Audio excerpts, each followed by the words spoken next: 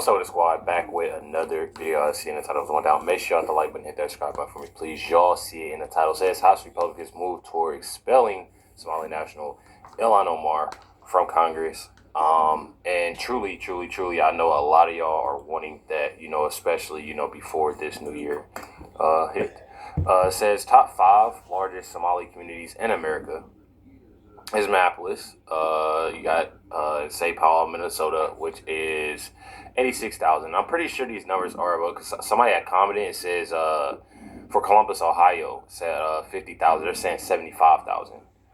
Seattle at 30,000. San Diego 20,000. And Portland 15,000. Says bet they are all riddled with fraud. Investigate them all. And one thing about it is that you truly do see it, everywhere. All these places that I have named, I've covered, while doing this over the weeks, truly over the weeks.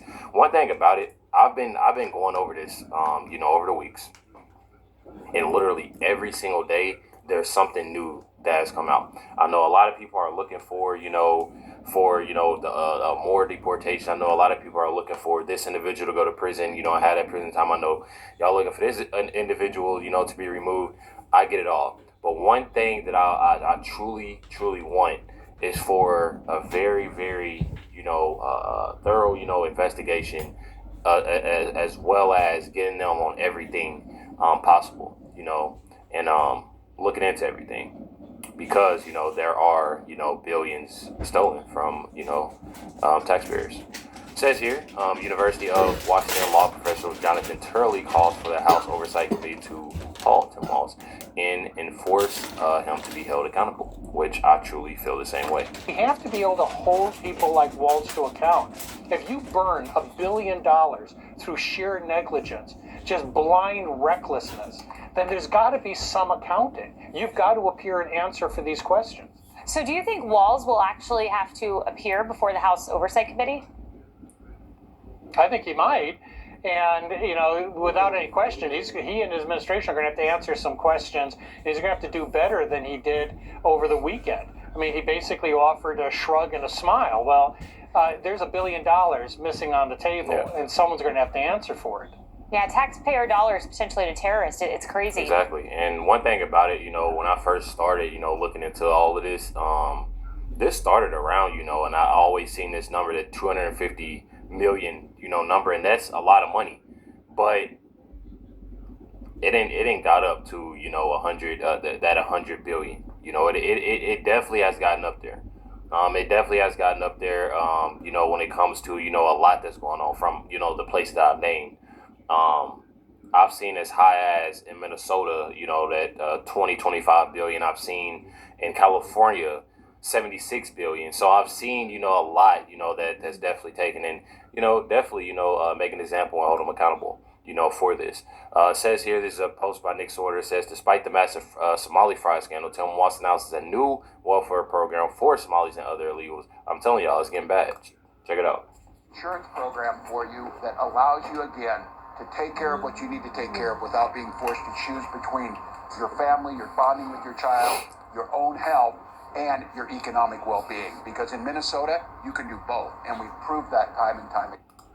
I'm telling y'all, literally have it says here, the taxpayer-funded family and medical leave program gives Somalis up to 20 paid weeks off per year to bond with a child. Says here, cut off federal funds. U.S. taxpayers should not be on the hook for this BS. And I truly agree. I truly agree. It's definitely, sickening that this is happening. It definitely seems like, and I've talked about this, for the past weeks, that it's definitely sickening that you have these individuals come over. Not only that, but off bat, they get that assistance with housing, so they're in a home. They get $7,000, and I'm pretty sure that's per month, if I'm not mistaken. They get food stamps with that. That's not that 7,000. So it's different. Get that housing assistance. You get that 7,000, and you get food stamps and many other things. And you literally have people that serve and living on the streets right now. I'm telling y'all, it's definitely sick. Definitely sick. It does get worse. Former TSA agent recalls Somali man flying out of Minneapolis airport with millions in cash over and over and over. telling y'all, check this out, y'all. Suitcases filled with millions of dollars of cash, and the couriers were always Somali men traveling in pairs, and they got through the checkpoint. It just really absolutely blew my mind the first time you open a suitcase and you see millions of dollars of cash. And typically what would happen is a Leo or a law enforcement officer would come, check their credentials. I don't know what kind of questions they asked them, but their IDs were always documented, and probably their plane tickets as well. So there is a trail of that out there, and I would believe with all the cameras at the airport that if they started there, they could probably find each and every individual that brought money through the checkpoint. Obviously, this seems suspicious, if not alarming, given what seems to be a pattern here. So you're talking about millions of dollars flying out of Minneapolis, and you think it happened about every week or so? Is that right? So it certainly seemed like it happened every week. The suitcases came in, and it was always, the MO was always two Somalian men traveling in pairs. Wow. Sometimes they both had suitcases.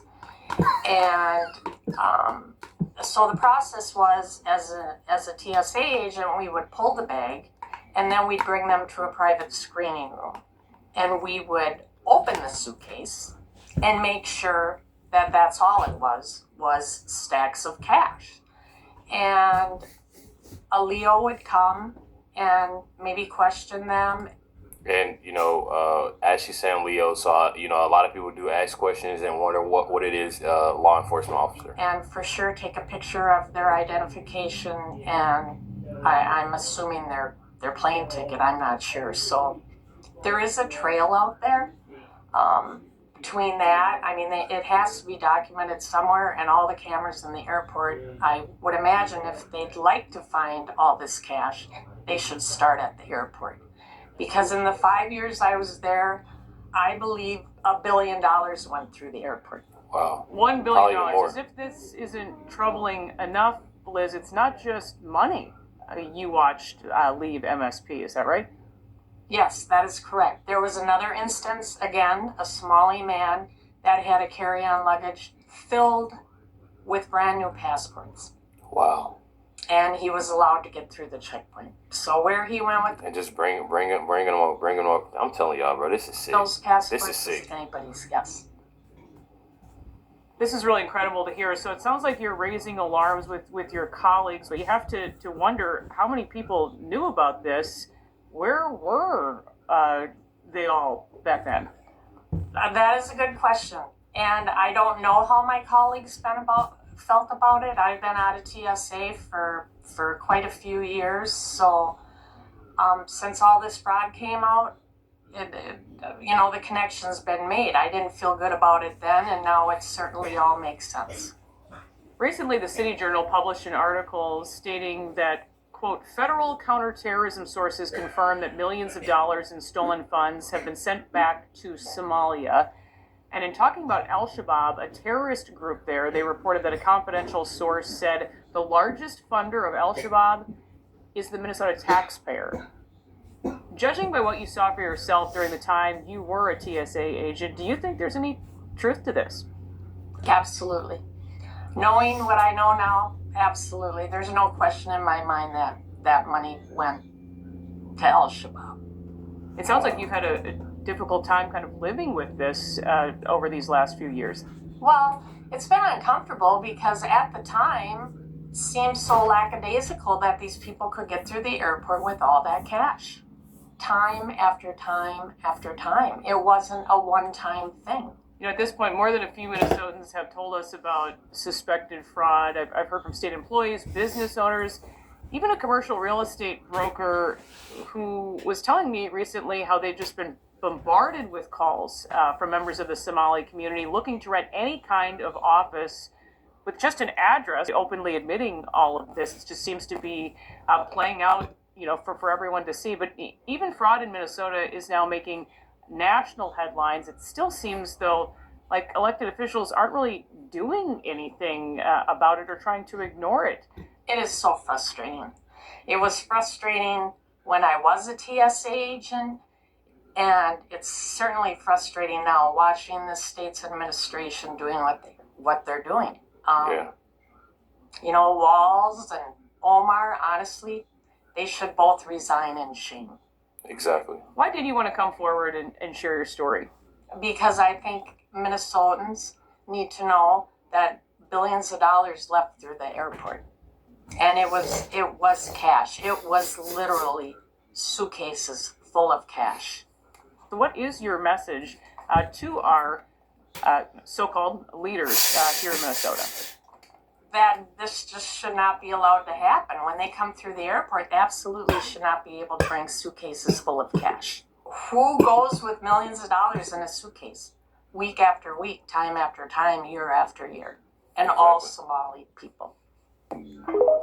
One thing about this, you know, I wanted to show y'all, you know, because it definitely is important, you know, to look at these videos and check them out. And this video, I'm not even gonna lie, it took me a little minute to even see this. I didn't know this video was out at all. You know, I usually see a lot of the same videos, you know, on X, but this in particular video I didn't see, you know, as much. Y'all can find me. It's reckless. It's at Life Reckless. Just Life Reckless on X, and I'm about to heart it and I'm about to repost it. So y'all see this, you know, because it's not, you know, it's only 592 reposts. These things right here definitely do need to go out, you know, just based off of there are, you know, Minnesotans, you know, that actually want, you know, that change and want, you know, different for, you know, Minnesota, and, you know, are willing to speak out when it comes to these things. And it's definitely important. Definitely important. Got it right here. It says 100 mayors in Minnesota are now livid over massive Somali fraud that is devouring their local budgets. Says cities are bleeding cash, infrastructure is crumbling, medical care is rationing, public services are collapsing because billions, literally, billions are gone. You know, voters must be ready, you know, when it comes down to Tim Walz and Keith Ellison, as well as Ilhan Omar. No excuses, no spin, no more cover-ups. It's in the feds. Check it out. Letter to Governor Tim Walz, quote, fraud, unchecked spending, and inconsistent fiscal management in St. Paul have trickled down to our cities, reducing our capacity to plan responsibly, maintain infrastructure, hire and retain employees, and sustain core services without overburdening local taxpayers. Now, the letter comes as feds say fraud could top $9 billion in the state, funds that were meant to go to a number of causes. Help feed children, help people recovering from addiction to find a place to live, help disabled adults live independently, and one-on-one therapy for autistic children. And yet, they allegedly ended up going to things like this: wire transfers to China and East Africa, luxury homes, vacations and vehicles, stacks of cash, and jewelry. I'm telling y'all, horrible. All horrible. Stacks of cash. We just, you know, watched, you know, things when it come down, you know, what they're doing, you know, when it comes to the airport. Not only cash, but passports. You know, I'm telling y'all, it's definitely wild. Definitely wild. I'm telling y'all, it's more show of catering. I'm gonna show y'all. It's more so of catering to, you know, Somalians that's in Minnesota, you know, and in Somalia. I'm telling y'all, definitely insane. Before I show y'all that video, definitely got to give this, you know, this is more so, you know, on switching over to obviously more fraud. Says not CBS, not PBS, not CNN, not ABC, not MSNBC, not Fox News, not 60 Minutes, not New York Times, not Washington Post, not Associated Press, but an independent journalist on X exposed millions in fraud with a hoodie and a camera.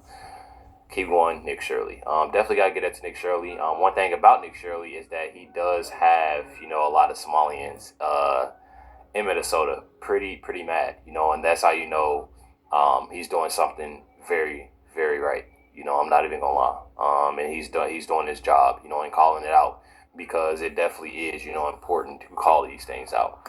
You know, you literally have it right here.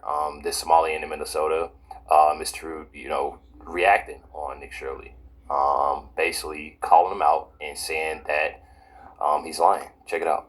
So you mean to tell me you went all the way to Minnesota just to pocket watch? And then on top of that, put out misinformation? But that's what I'll be saying, like, bro, like, y'all say, like, this is getting out of hand, bro. We will not accept this. We will not tolerate this in the state of Somalia. I'm sick of these people, bro. I'm sick and tired of them, bro. They stay hating on us, bro, for what? If y'all paid attention to what he said, Tolerate this in the state of Somalia. the state of Somalia. I keep telling everyone, every single time, they only care about themselves. They don't care about the people in Minnesota. If they're not Somalian, they don't care.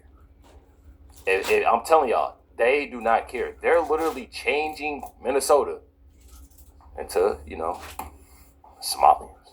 I mean, just full of Somalians. I'm telling y'all. By mentioning he is doing something right, this is a new video here. This guy, Officer Tatum, actually reposted it, saying who is going to be held accountable. How does Tim Walz get away with this? This video in particular, this is posted by Eric Daughtery, Minnesota man, on Somali Fried, literally exposing it all. Check it out right here, y'all. Inside of Minnesota, it is far worse than anybody can imagine. You heard it's 7 to 10 billion and maybe more, and now the numbers have been revised and put out there publicly that they think it's more like 8 billion. How I got involved is that where my office is here in Minneapolis, I'm sort of in the heart of all of this fraud, and I would see these child care centers. I said, well, there aren't any kids there. It's the middle of the day, and all I see are a couple of guys standing out front smoking. And then I'd go by another daycare and I'd see the same thing. And I said, well, where do these kids play? And so I started to go online and look, and I said, this place is licensed for 80 children. They had 0 children. Every time I went by there, they never had a single child there. Then I started to see all these transportation companies going around, and it was always a Somali driver. And I said, well, that's great. They're out there transportation, contributing, but they never had a passenger. Never, ever once. Wow. And I said, well, what is all this transportation? What are they doing? So then I found out that in Minnesota, they have something called non-emergency medical transportation. So this is going to the dentist's office, therapy, whatever it might be. And I said, well, how many of these companies are there? And the research came back that there are 1,020 of them, and more than 800 of them are Somali-owned. Nobody from the state of Minnesota ever cross-checks to see if any rides were ever actually provided. All they did was write the check. Wow. so right here we have all this paperwork. And how are you getting all this information about the fraud? A lot of it is through my own research, and then I have some contacts at the Capitol going back many, many years. And so the data that I'm getting is 100% accurate, coming directly from research done by people at the state Capitol. All this paperwork right here, what are we looking at? The areas of fraud that I have numbers for are mostly related to childcare. This is massive fraud that is beyond anyone's imagination, the scope. And so, for example, there's a childcare not far from here in Minneapolis that has two childcares listed at the same address. And And together, if y'all see this video, he lists the address as well. they're licensed supposedly for 120 children. I have never seen a single child there ever, and I've been by that place at least 100 times. These Somalians, these groups are setting up these daycares, these childcare centers, getting money from the government, but there's no kids. No kids. Never had any of them. They're all fraught with violations, and even though they have these violations, they're still in operation and they're still getting money. And it's millions of dollars for every one of them every year. And who's getting the money? And where are they getting the money from? So we have a thing called CCAP. It's a blend of federal and state money. The bottom line is it's taxpayer money, so it's state money and it's federal money. And the problem is the people at the state of Minnesota are the ones writing the checks.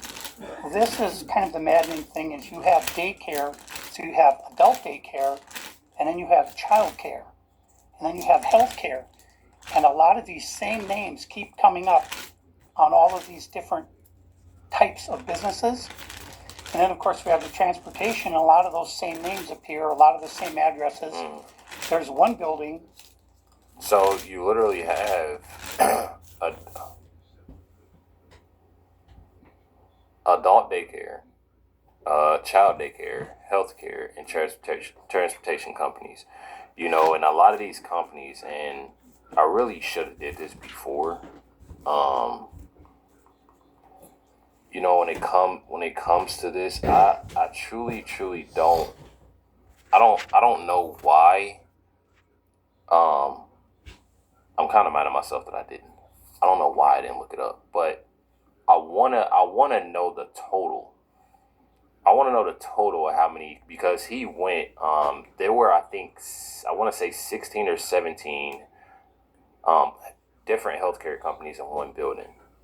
Then he went to another building that was over 10, and then he went to different, you know, daycares. There's a lot of things. This is definitely getting crazy. There's one building that has 14 Somali healthcare companies at the same address. There's another building in St. Paul that has 22 Somali healthcare businesses so there we at go. the same address. And the government knows about this. The government knows they're writing the checks. Yeah, the Democrats over there just writing the checks. What has happened is that the Somali community is a very closed community. They will not speak to anyone outside the community and talk about what's going on within the community. They vote as a block. And so when you're a politician, you're saying, look, I've got 100,000 people in Minnesota that if I do something for the community, they're going to vote for me. And that's what it's all about, is getting the votes. And then the people here in Minnesota, you hear this term, Minnesota nice. I'm so sick of that term.